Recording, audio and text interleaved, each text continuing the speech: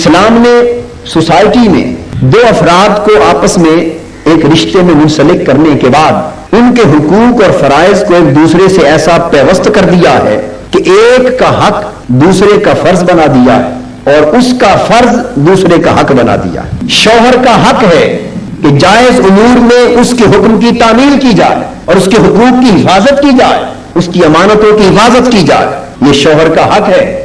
اور بیوی کا فرض ہے اور بیوی کا حق ہے کہ اس کے ساتھ حسن سلوک کیا جائے، اس کے زندگی کی جملہ ضرورتوں کی کفالت کے ساتھ ساتھ حسن سلوک سے پیش آیا جائے، یہ اس کا حق ہے۔ اور جو زوجہ کا حق ہے وہ بیک وقت اس کے شوہر کا فرض ہے۔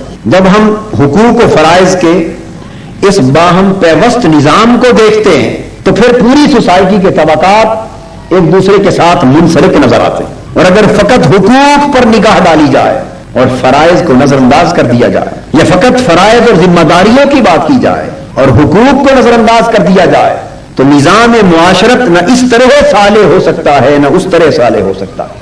اس لیے قرآن مجید کا آپ مطالعہ کریں اول سے آخر تک، پورا قرآن کسی مقام پر غریب سے یہ نہیں کہتا کہ تو اپنا حق مانگ، بلکہ ہر جگہ امیر سے کہتا ہے کہ غریب کا حق دے۔ آپ نے فرق دیکھا نا دونوں میں؟ قرآن یہ نہیں کہتا کہ تو اپنا حق مانگ، بلکہ کہتا ہے آت ذی القربی حقہ والمسکین وابن السبیل، رشتہ دار غریب ہے تو اس کا حق دے، مسافر ہے تو اس کا حق دے، مسکین ہے تو اس کا حق دے۔ تو قرآن حق دینے کی بات کرتا ہے، لینے کی بات، مانگنے کی بات نہیں کرتا۔ سنت مصطفی یہ ہے کہ جس کا حق ہے اسے بلا کر نہ دیا جائے بلکہ اس کے ہاں جا کر دیا جائے۔